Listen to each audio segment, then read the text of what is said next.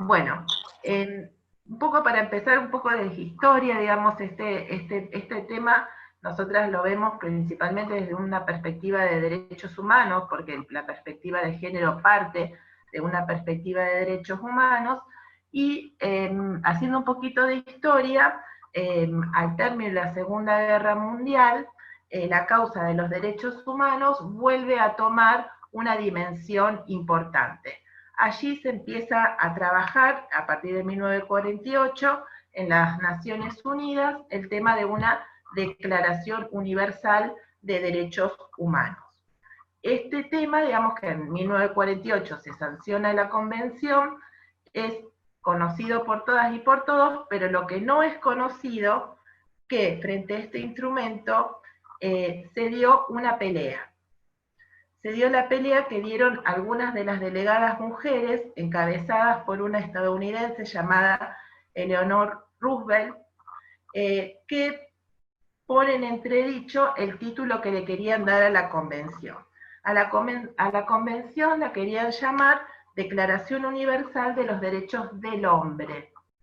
Las mujeres que estaban como delegadas allí en Naciones Unidas dieron el debate y consiguieron que se cambiara el nombre por Declaración Universal de Derechos Humanos, logrando de esta manera plasmar el esfuerzo de una enorme cantidad de mujeres que habían trabajado para el reconocimiento de estos derechos humanos, que ante todo fija el derecho humano que todas y todos somos iguales ante la ley, que fija el principio de no discriminación.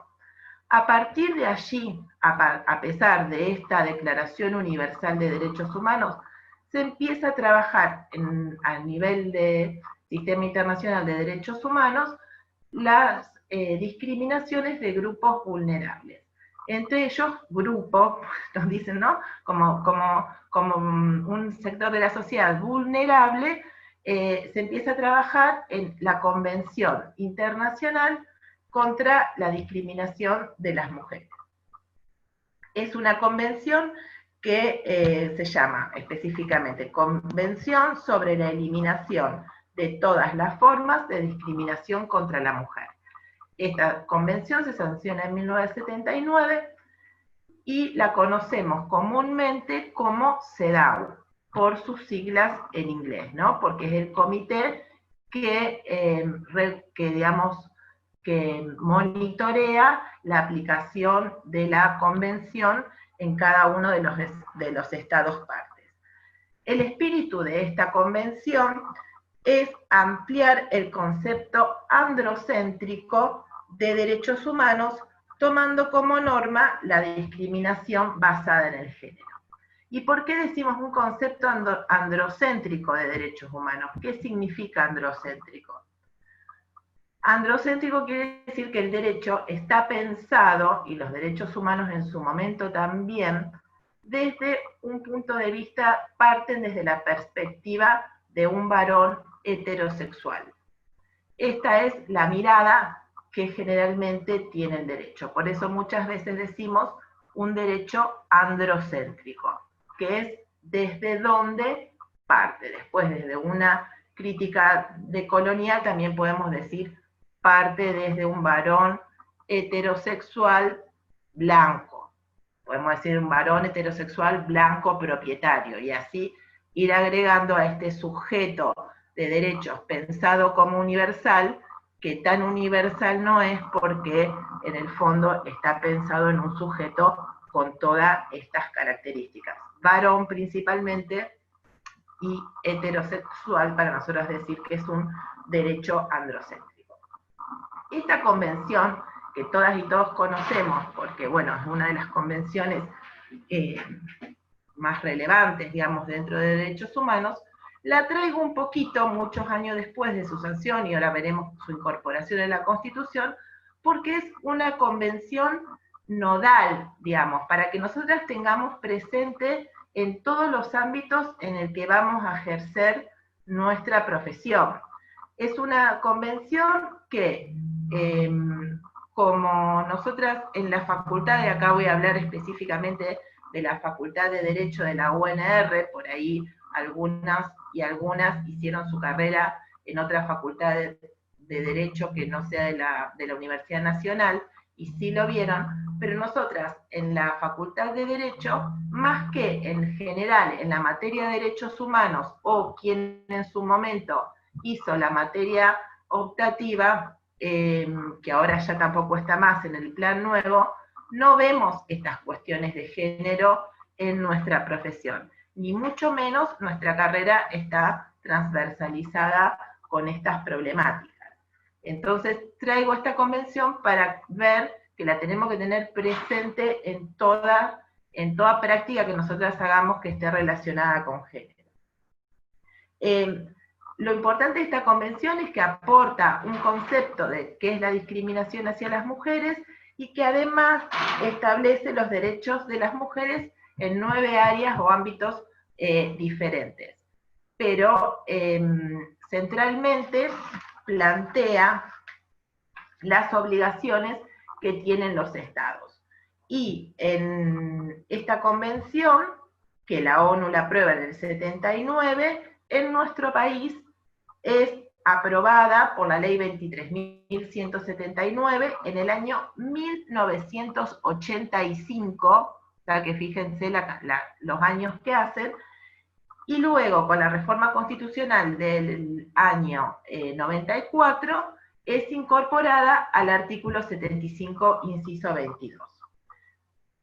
Esta convención reafirma el principio de la no discriminación y proclama que todos los seres humanos nacen libres e iguales en dignidad y en derechos, y que toda persona puede invocar todos los derechos y libertades proclamados en esta declaración, sin distinción alguna y por ende sin distinción de sexo. Reafirma un derecho que ya teníamos en esa primer convención de derechos humanos de 1948. En su preámbulo reconoce explícitamente que las mujeres siguen siendo objeto de importantes discriminaciones, y subraya que esta discriminación viola los principios de igualdad y de respeto a la dignidad humana. En la discriminación la entiende como toda distinción, exclusión o restricción basada en el sexo, ya sea en las esferas políticas, económicas, sociales, culturales y civiles, o en cualquier otra esfera. Y, por tanto, también en la esfera privada, ¿no? Que después, bueno, veremos ahí con todo el tema de la violencia de género en el ámbito familiar, todo lo que ello implica. Y afirma, y lo que tiene de importante es que afirma positivamente el derecho de igualdad. ¿Por qué? Porque este derecho de igualdad no quedaría solamente en el plano de la formalidad, porque bueno, ya con la Constitución, tenemos nuestra vieja Constitución antes de la reforma del 94, y los tratados de derechos internacionales, todos y todas somos iguales ante la ley, pero la afirma positivamente porque dice que todos los estados partes tienen la obligación de realizar acciones positivas para lograr esta igualdad. O sea que lo que tiende la Convención es que haya una igualdad real. Y esa igualdad real se da a través de dictado de legislación interna que refuerce estas cuestiones, y principalmente en el plano de la elaboración de políticas públicas en todos los ámbitos, digamos, que abarquen todos los ámbitos para hacer real este principio de igualdad y que no quede solamente allí como un principio constitucional vacío de realidad, ¿no? Esto es en relación a las mujeres, pero bueno, ustedes saben que cuando hablamos de género, hablamos de una manera más amplia, no nos referimos solamente a las mujeres, cuando hablamos de problemáticas de género, sino también a personas, digamos, lo que llamamos la comunidad LGTBIQ+. digamos, personas que en razón de su orientación sexual o en su identidad de género no responden a esta heteronormatividad plasmada socialmente en la que vivimos.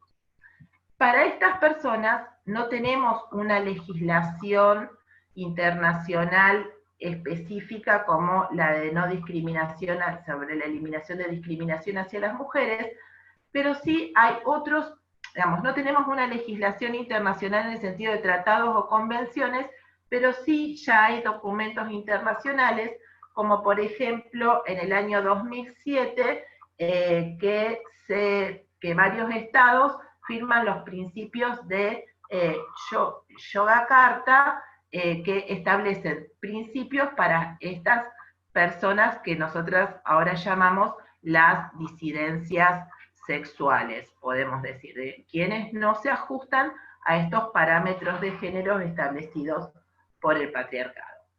Y por otro lado, en el sistema de la OEA, o sea, nuestro sistema interamericano, también se han dictado legislación, digamos, convenciones y tratados, y en nuestro continente tenemos la Convención para la Eliminación de todas las formas de violencia hacia las mujeres, conocida como Belém do Pará.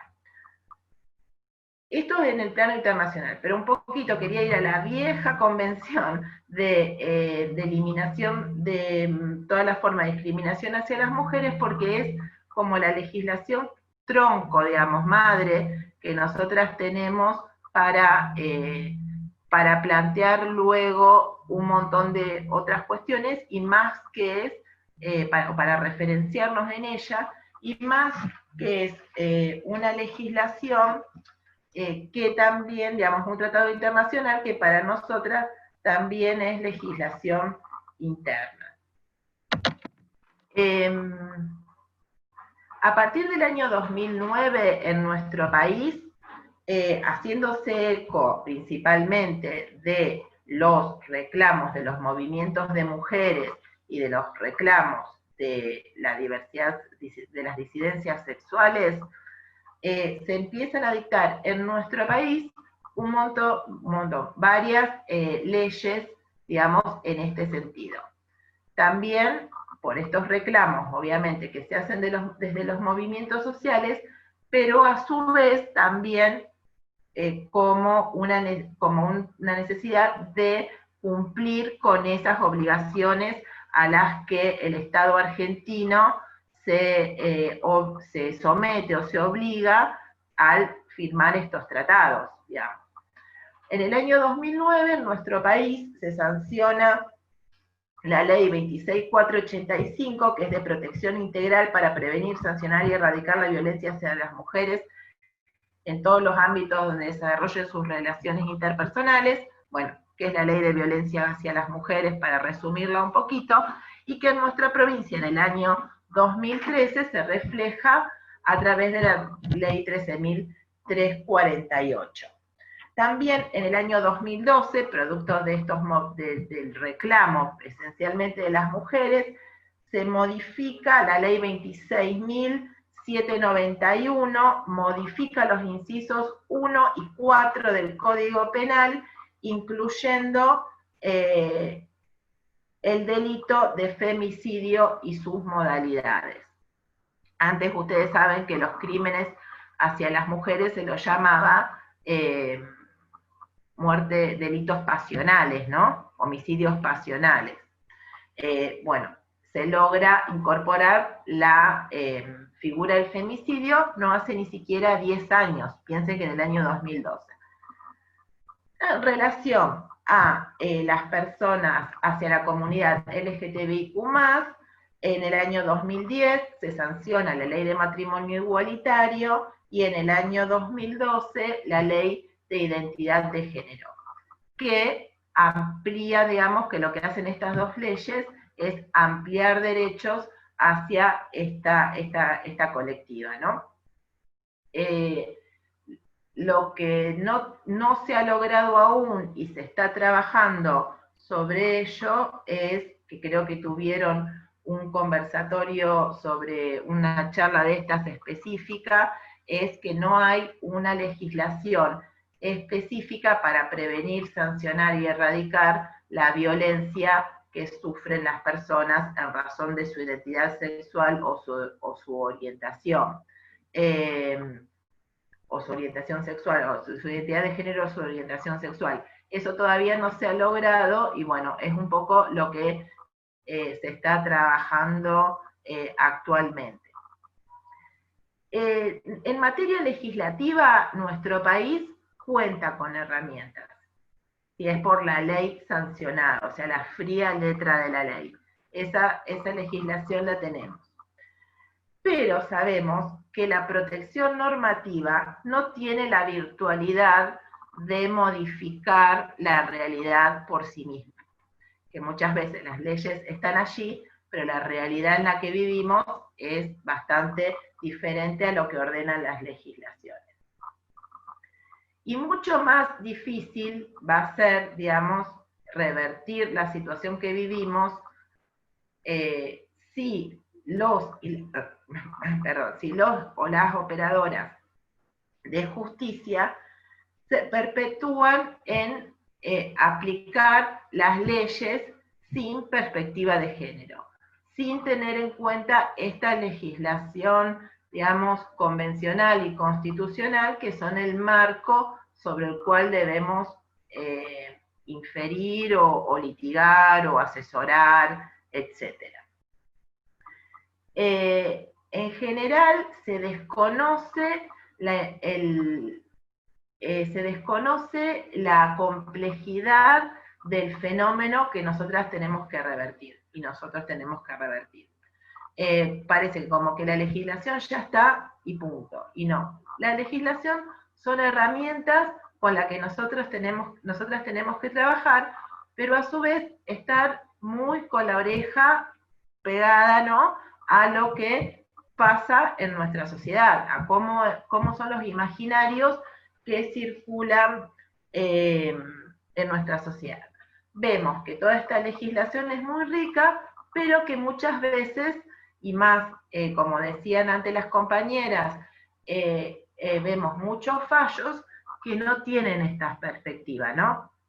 Que fallan las leyes en su aplicación práctica, y que muchas veces nos encontramos con colegas de otro lado, o nosotras mismas, no sabemos muy bien cómo aplicarlas, ¿no? O cómo interpretarlas.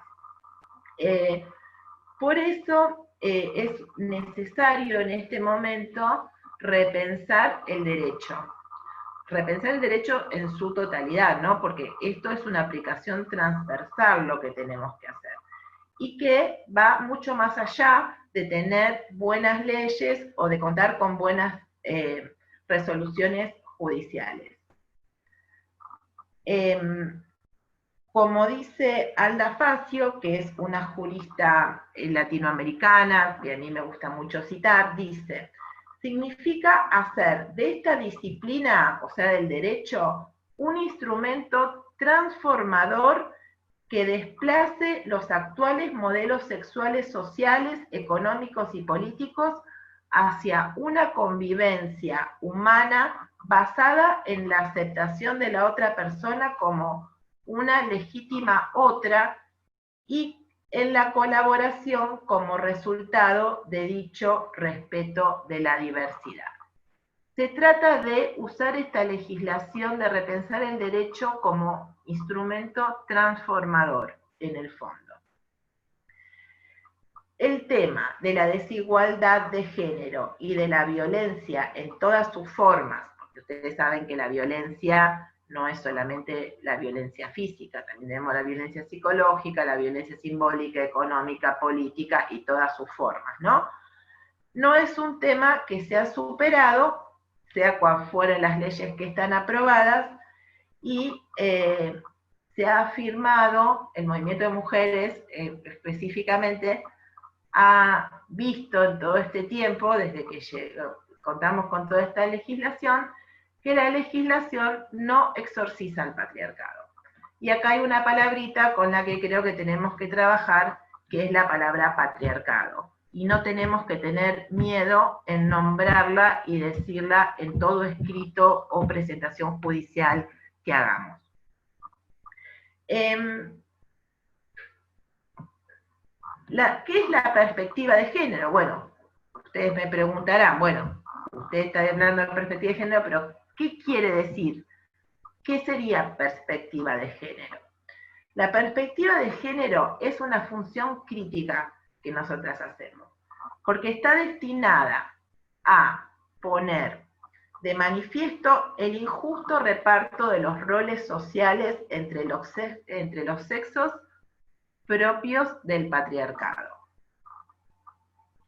La ideología patriarcal está arraigada en nuestra sociedad, está interiorizada en todos sus modos, en todos los modos en los que nosotras socializamos, ¿no? Y está estructurada, por eso como dice María Luisa Femenías, vivimos en una violencia de género estructural, que está en la base de nuestra sociedad.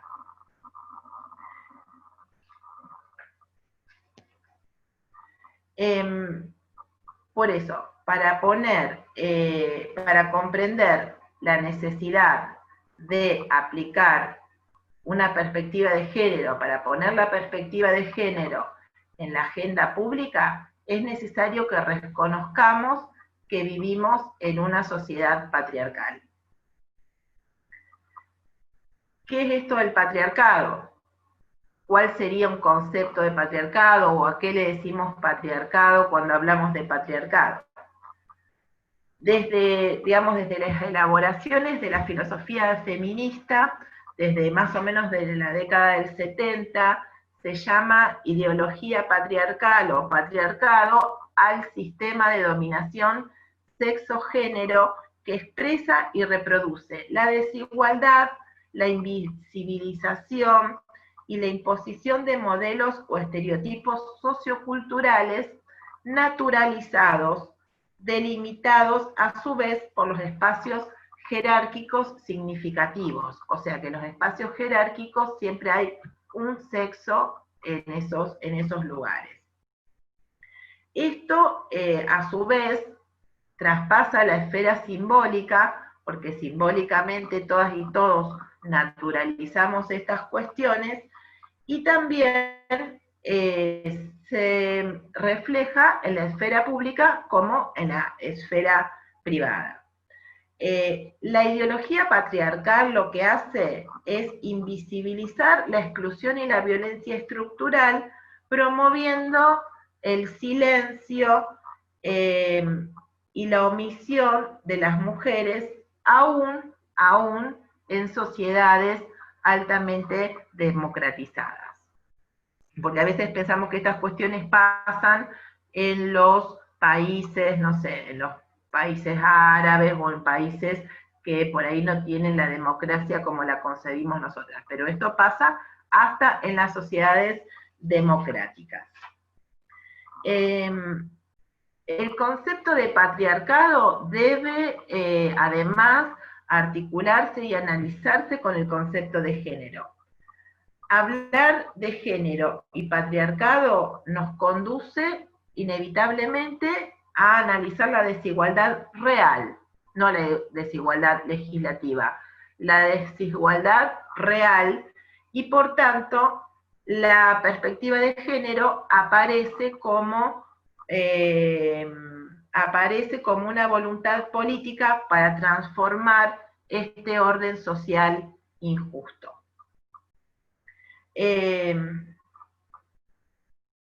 Utilizar la perspectiva de género nos conduce también a analizar y a comprender que las leyes no son neutrales y por tanto no tienen los mismos efectos en varones y mujeres, porque la historia nos ha demostrado hasta ahora que solamente somos iguales formalmente ante la ley, pero después en la práctica sufrimos muchas desigualdades. La perspectiva de género parte de la afirmación de que el género es una construcción social, cultural, no es natural y atraviesa tanto la esfera individual como la esfera social. El género influye de forma crítica en la división sexual del trabajo, principalmente en la distribución de los recursos y en la distribución de jerarquías. Y esta configuración de una organización social dividida o separada en géneros, o una organización social binaria, como se podría llamar también, influye sustancialmente en el ejercicio de los derechos humanos. Lo que trata de hacer la perspectiva de género es desenmascarar una serie de prejuicios, mitos y creencias, o lo que llamamos estereotipos de género.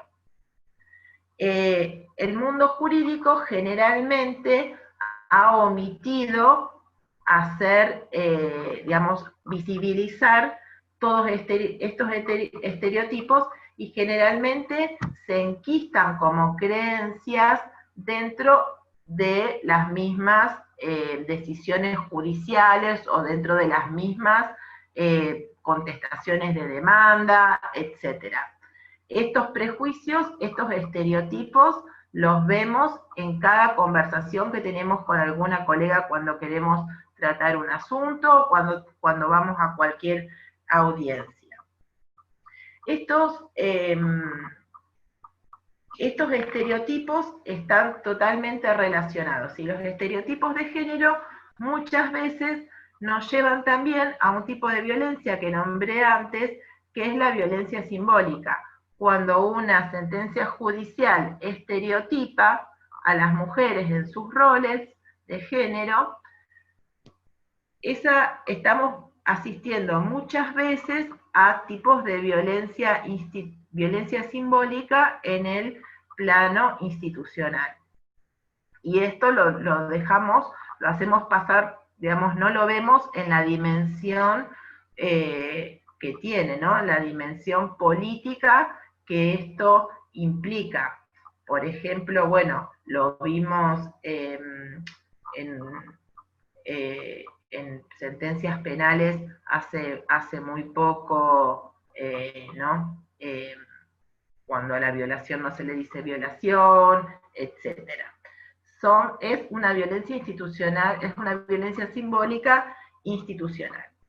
Un estereotipo, porque muchas veces, ahora después vamos a ver el tema de los estereotipos en dos sentencias que salieron hace 2 semanas, que me parece interesante analizar. Cuando nosotros hablamos de estereotipos, ¿qué hablamos? ¿Qué quiere decir un estereotipo? Un estereotipo, en general, es una imagen estructurada, una imagen aceptada y simplificada, compartida por las personas de una misma sociedad o de una misma comunidad, que estructuran el pensamiento y simplifican el mundo. El estereotipo, por ejemplo, de que los varones son más fuertes que las mujeres, potencia la idea que un varón concreto es más fuerte que una mujer concreta.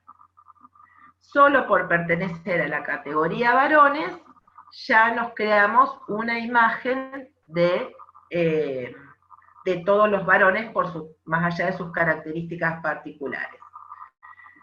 Son ideas que simplifican. Por ejemplo, un estereotipo de género muy común en el ejercicio de nuestra profesión, y por ejemplo específicamente en el derecho de familia, es decir, bueno, las mujeres tienen que cuidar a sus hijos. Son quienes están al cargo del ejercicio de la responsabilidad de cuidado cotidiano, como se llama ahora. Eso se da por sentado que es así, que es la madre a quien cuida a los hijos, o que todas las mujeres tenemos la obligación de ser madre, asociar mujer con maternidad, es muy común. O que cuando vamos a una entrevista de trabajo nos pregunten a las mujeres cuántos hijos tenemos y no le pregunten a los varones, digamos, esa misma pregunta. Son todos estereotipos que porque soy mujer tengo que ser madre, y si soy madre esto acarrea un montón de otras consecuencias que me voy a querer evitar. Esto es un estereotipo, esto de decir, porque es mujer tiene que ser madre. Y si, peor aún, porque si es madre, tiene que ser una madre abnegada, una madre que esté a disposición del hijo, de la hija o del hijo las 24 horas del día, los 365 días del año. Eso es muchas veces lo que esperan las sentencias judiciales de nosotras o lo que esperan los varones de nosotras, y muchas veces las mismas mujeres, digamos, porque esta ideología no es que es solamente de los varones, esta ideología está arraigada en nuestra sociedad más allá de nuestro género, ¿no? Por eso, los estereotipos, volviendo un poquito, están asociados principalmente a los roles que debemos cumplir las personas de acuerdo al sexo biológico que nos fue asignado al nacer, los roles que tenemos que cumplir en nuestra sociedad. Se nos impone conductas determinadas.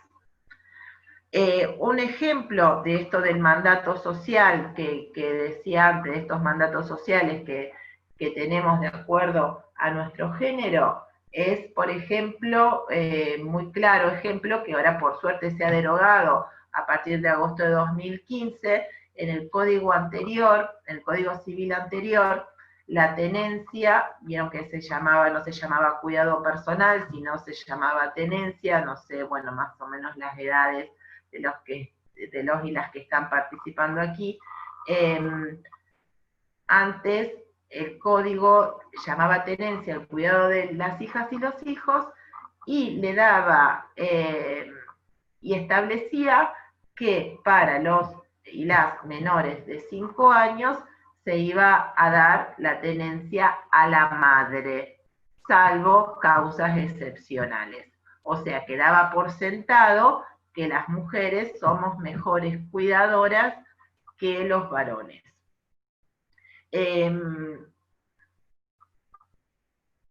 Estos estereotipos no es que solamente estereotipamos, sino que en nuestro día cotidiano, ejercemos miles de estereotipos, participamos de miles de estereotipos sin cuestionarnos nada. Están muy naturalizados en nuestra sociedad. Mínimas cosas. Por ejemplo, yo a veces digo, hay cuestiones, por ejemplo, no de nuestra cotidianeidad, pero hay cuestiones de estereotipo, y en esto que hablaba antes de la división sexual del trabajo, que nosotros damos por obvios. Por ejemplo, yo siempre hago una pregunta que digo, bueno, a ver, ya sé que me van a decir que algunos conocen, pero ¿cuántos varones se dedican a trabajar como empleados domésticos? 1, 2, 3, alguno puede conocer un caso, pero en general, quienes somos empleadas domésticas somos las mujeres. ¿Por qué? Porque esa división sexual del trabajo nos ha llevado a que las mujeres tengamos que limpiar la mugre ajena. Por ejemplo, ¿cuántos varones son maestros jardineros? Alguno debe conocer a alguien, pero en general, el 90 y pico %, ese rol los cumplen las mujeres. Esto es la división sexual del trabajo. Esto es no cuestionar lo que pasa en nuestra sociedad.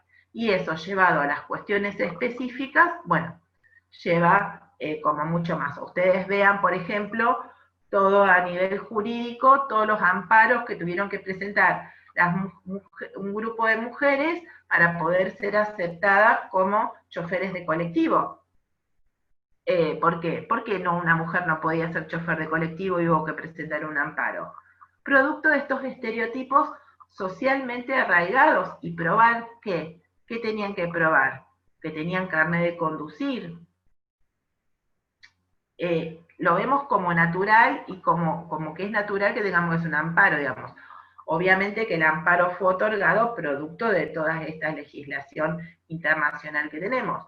Pero, ¿por qué tuvieron que hacer un amparo? Porque nuestra sociedad no está preparada, por más allá de nuestra legislación, como decía antes, para estos cambios estructurales que necesitamos para lograr la plena igualdad. Bueno, me parece que me estoy extendiendo más de lo que tenía pensado, pero bueno, por ahí quise hacer como un pantallazo general de lo que entendemos como perspectiva de género, que en realidad es una herramienta metodológica, ¿no? Es lo que llaman en algunos países, bueno, yo sé que en España, porque por ahí, bueno, a mí me gusta seguir a las feministas españolas, llaman tener perspectiva de género, es como ponerse los anteojos color violeta, ¿no? Es como empezar a ver todas estas naturalizaciones de desigualdades que tenemos en la sociedad, ponernos a deconstruir todas estas cuestiones y a entender estas desigualdades y estos roles jerárquicos en los que existen socialmente, y tratar de nivelar, de lograr esa igualdad a partir de discriminaciones positivas, ¿no? A partir de conceder determinados derechos o, no sería la palabra privilegios, conceder algunas cuestiones a las personas en función del lugar de discriminación que ocupan dentro de la comunidad en la que viven. Para esto ha aportado mucho, yo he hablado de legislación, pero bueno, muchas veces también me gusta hablar de filosofía. Para lograr estas conceptualizaciones, como la de perspectiva de género, la de patriarcado, la de estereotipos, lo que es violencia hacia las mujeres, que luego plasmó la legislación, es muy importante todo el trabajo de teorización y conceptualización que ha hecho la filosofía feminista y la teoría de género, ¿no? Es importante que este pensamiento, digamos, siga influyendo y creando para poder reflexionar teóricamente en cuanto a lo que nos acontece como sociedad. En particular considero que hay, digamos, en esto de poder pensarlo, de aplicar la perspectiva de género en nuestro ejercicio profesional, creo que hay como cuatro ramas del derecho, 4 ámbitos jurídicos en los que más se necesita aplicar cotidianamente esta perspectiva. Una es el derecho de familia. Obviamente, ustedes saben que el modelo de familia tradicional, el modelo de familia que está socialmente aceptado, es el modelo que reproduce el patriarcado, digamos, con roles establecidos entre varones y mujeres, y todo lo que cuesta aún entender aún hoy el matrimonio igualitario. La familia es una reproductora, la familia tradicional, ¿no?, es una reproductora del patriarcado, de esta ideología patriarcal. Ustedes vean esto, por ejemplo, en cuestiones que cuando nosotras vemos un fallo que otorga, por ejemplo, que bueno, en este último tiempo se han dado varios, o justo los publicaron a todos, ¿no? Cuando otorgan una adopción a personas del mismo sexo, por ejemplo, a 2 varones, siempre es noticia. ¿Por qué? Porque es noticia. Porque lo vemos como algo que es excepcional, y no tendría por qué ser así. Pero bueno, es noticia, y las adopciones a personas o a matrimonios o a parejas, no, pues no es necesario el matrimonio para adoptar, o a parejas heterosexuales, nunca son noticia. Entonces aquí está donde todavía vemos que tenemos que ir derrumbando algunos prejuicios, porque aparece como algo exótico, ¿no? Por eso creo que en el derecho de familia es uno de los ámbitos donde más se necesita tener un ámbito en el que sí tenemos que tener continuamente estos anteojos violetas de los que decía antes. Afortunadamente, el nuevo Código Civil, si bien es un código que no adopta una perspectiva de género propiamente dicha, sí tiene, porque bueno, ya desde el lenguaje, obviamente escrito totalmente en masculino, pero el código trae, por ejemplo, en el ámbito de derecho familia, yo creo que dos artículos que tenemos que tener siempre presentes, que son, por ejemplo, el artículo en materia alimentaria, ¿no? El 660, que habla sobre el valor económico que se le asignan a las tareas de cuidado. No lo dice, pero en el 80 y pico % de los casos las tareas principales de cuidado las asumen las mujeres, y ahora el código le da un valor económico. Y otro que es el artículo 666, que con este cambio de paradigma que tiene el código en derecho de familia, que parte desde que el cuidado personal de los hijos, hijas e hijes menores de edad es compartido, el código establece que aunque el cuidado sea compartido y pase la misma cantidad de tiempo, el 666 nos dice que igualmente puede haber necesidad de una cuota alimentaria en el caso de que los progenitores, digo los progenitores porque así lo dice, en el caso que los progenitores no cuenten con la misma cantidad de ingresos. Y esto es real y es necesario que sea así, porque sabemos que las mujeres, esto está estadísticamente comprobado, que ganamos mucho menos que los varones cuando estamos en relación de dependencia, ni les cuento, y cuando trabajamos por nuestra propia cuenta también, porque como nos tenemos que dedicar a otras tareas, tenemos menos posibilidades de trabajar o de acceder a ciertos trabajos y honorarios, en nuestros casos de abogadas, que los varones. Entonces es importante este artículo porque, bueno, lo cuento porque en mi ejercicio profesional muchas veces cuando hacemos un convenio de alimentos o en una demanda de alimentos te dicen, ah, bueno, pero está en la misma cantidad de tiempo con cada uno, entonces no corresponde alimentos. Cuando las situaciones económicas de uno y otro son totalmente diferentes. Esto es hacer una discriminación positiva, o sea, igualar de acuerdo a lo fáctico. Y acá me quiero referir, como dijimos antes, que vemos un montón de sentencias con falta de perspectiva de género, reproductoras de estereotipos y que acarrean en el fondo una importante violencia simbólica. Me quiero referir ahora a algo bueno y contarles una sentencia que salió, todavía no está publicada en su totalidad porque salió el 30 de junio, o sea que es reciente y creo que no está firme, del Juzgado de Familia número 1 de Tigre, en el que una mujer madre, a cargo del cuidado de su hijo, pide una cuota alimentaria extraordinaria por el tiempo en que ha estado, digamos, por esto del COVID-19, por esto de la cuarentena o del aislamiento obligatorio, que tuvo que estar al cuidado exclusivo de su hijo durante más de un mes. Ella pide una cuota alimentaria extraordinaria y el padre le contesta con que bueno, en vez de pagar esa cuota, lo que pide es compensar con otro mes tenerlo al niño, por un varón, al niño menor de edad.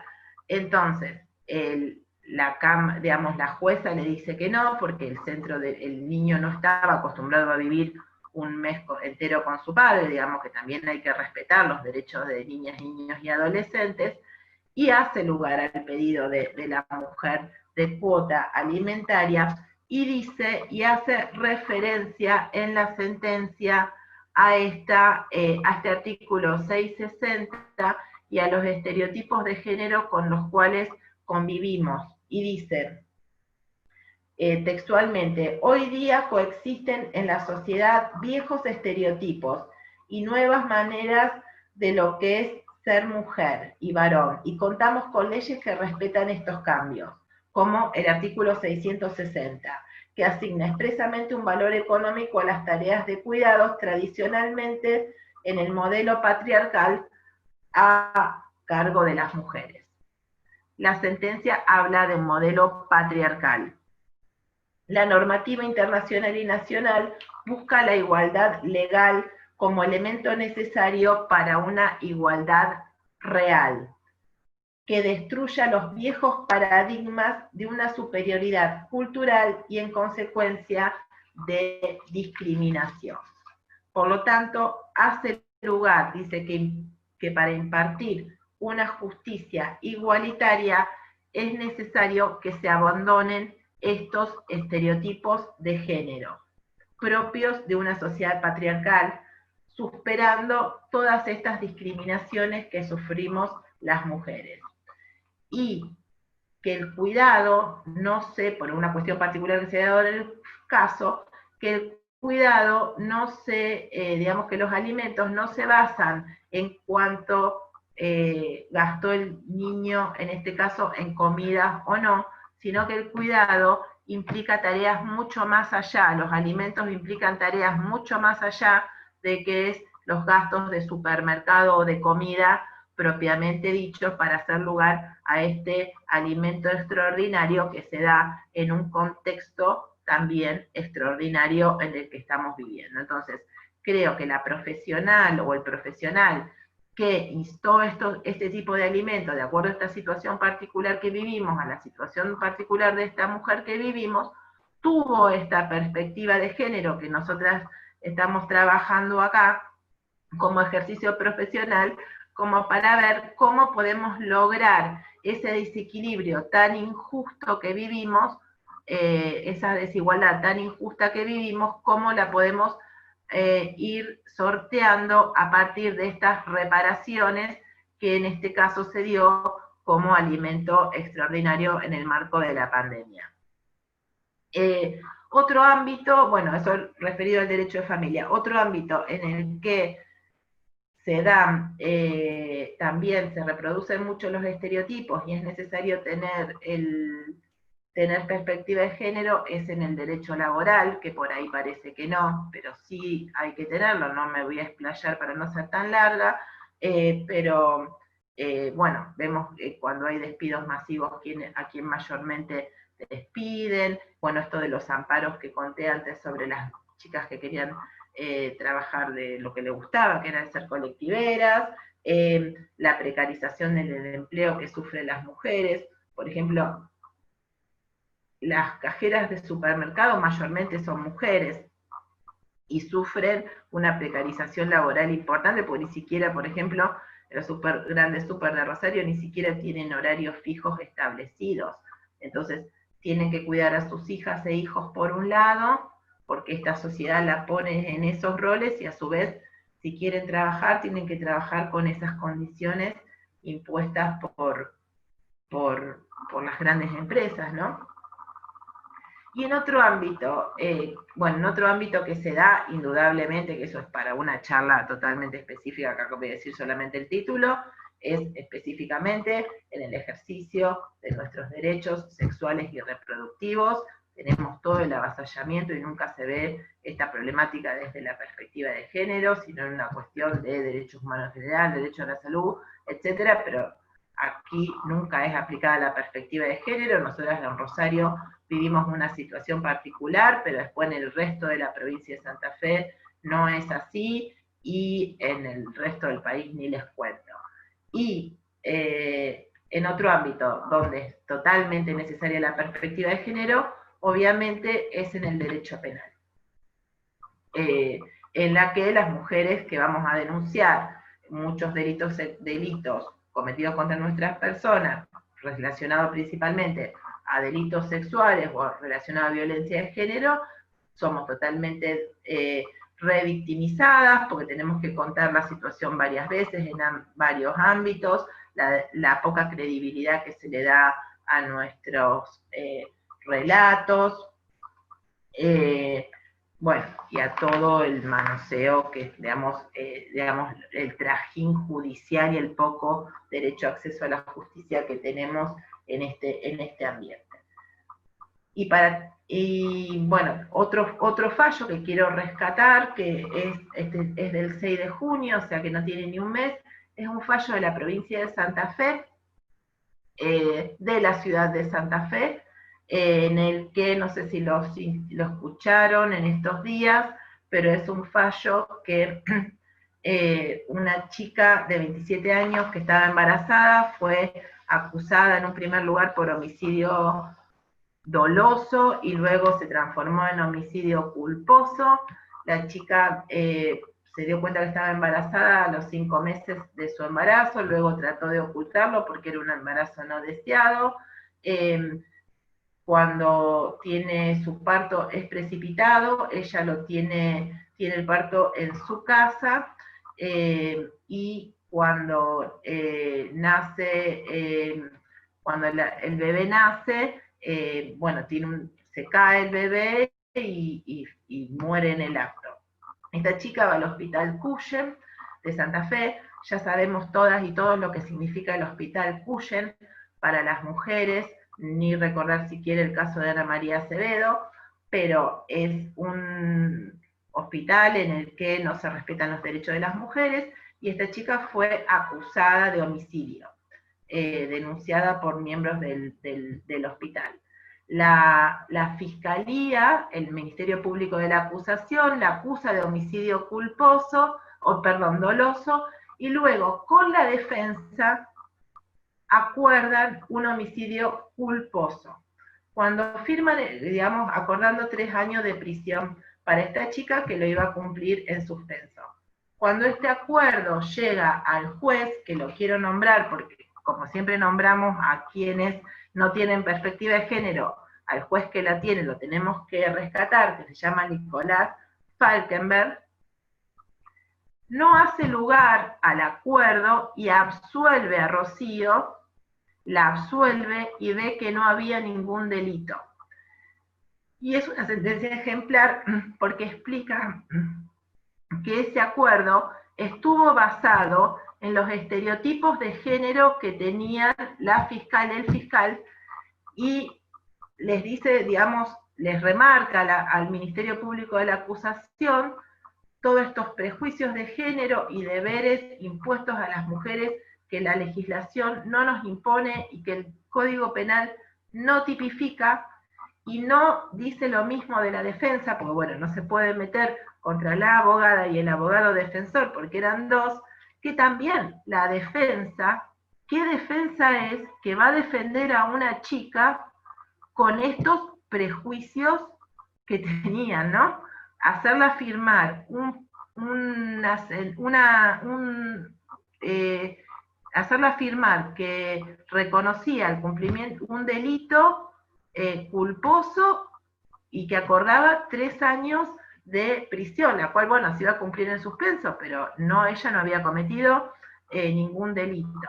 O sea que estos prejuicios que tenemos como abogadas y abogados nos pueden llevar a cometer este tipo de defensas nefastas, ¿no? Bueno, en este caso, en el caso de Rocío, hubo un juez que vio y que dijo una sentencia ejemplar, que la pueden buscar, creo que ya está publicada, es de Santa Fe, de que ve que no había ningún delito aquí que juzgar, pero si no tenemos un juez con esta cabeza, ¿qué pasa? Esta chica termina acordando ella que había cometido un delito que en realidad no cometió.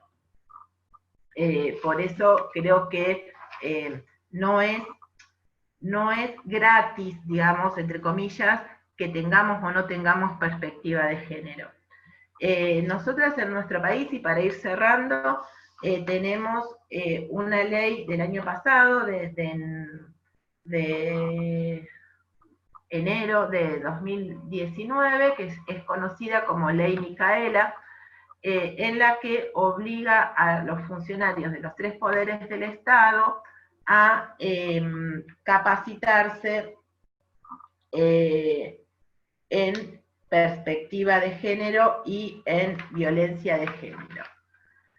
Estas capacitaciones, bueno, ahora están siendo obligatorias, son obligatorias en todos los ámbitos, ahora la provincia lo pone como una condición sine qua non para quienes quieran ejercer cargos judiciales, pero esta obligación, que es para los funcionarios y funcionarias públicos, y específicamente para funcionarios y funcionarias del Poder Judicial, no es una obligación que nosotros tengamos para ejercer nuestra profesión. Por eso tenemos que fortalecer estos ámbitos de formación, fortalecer, más que ámbitos de formación, fortalecer espacios de debate, dar estos debates en que no es simplemente no es una cuestión de voluntad o de elección ideológica, tener o no tener perspectiva de género, sino que tenemos tratados internacionales que nosotras, como obligados y obligadas por nuestros mandatos de ética a cumplir con la legislación, tenemos que cumplir con esta legislación. Tenemos que cumplir con esta legislación. Y a su vez, poder entender un poco también de que este debate lo tenemos que dar en las facultades de Derecho, específicamente de nuestra provincia, de nuestra ciudad, de empezar a incorporar la perspectiva de género en nuestra formación, porque hoy, año 2020, no puede ser que no vengamos formadas de las facultades con este tipo de herramientas, y tener en cuenta la responsabilidad que implica para nosotras, cuando llevamos un caso, no tener esta perspectiva, porque estamos acá poniendo en juego y en cuestión derechos de las personas.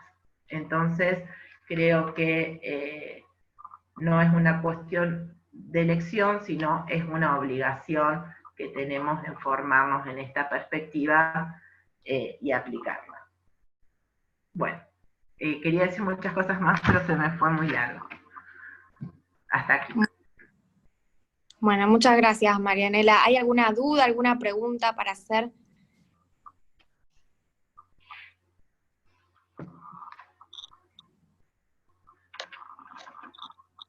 Yo, la verdad que justamente estaba viendo que la mayoría de los participantes, la mayoría son mujeres, y digo, bueno, esto no es casual, lamentablemente todavía nos falta mucho, y se asocia mucho la perspectiva de género con este estereotipo de género femenino, digamos, ¿no?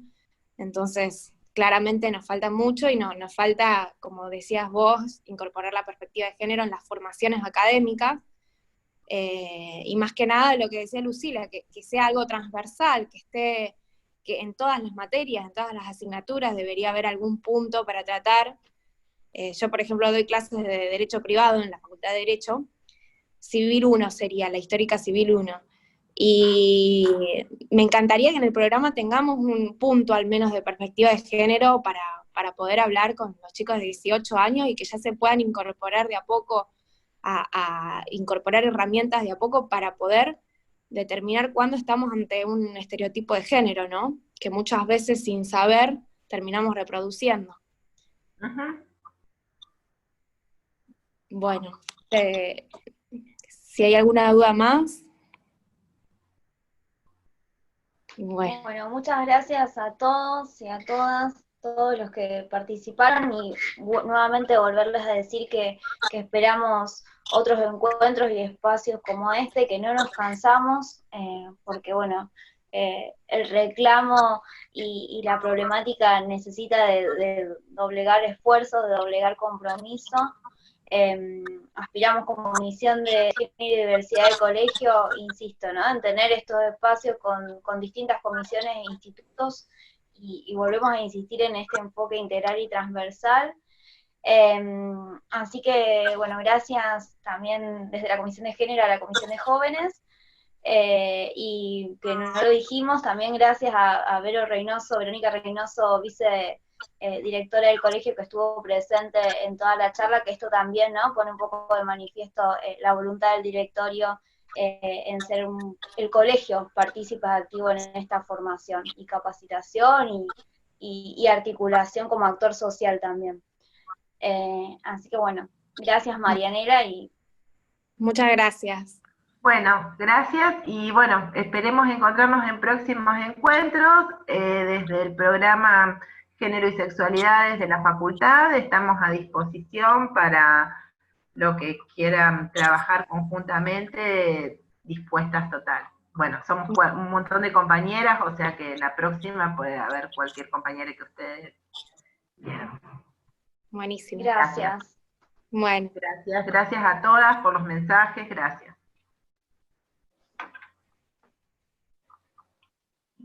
Bueno, gracias a todos por asistir y le damos fin a esta charla y esperamos que en las próximas reuniones volver a tenerlos a todos. Chao.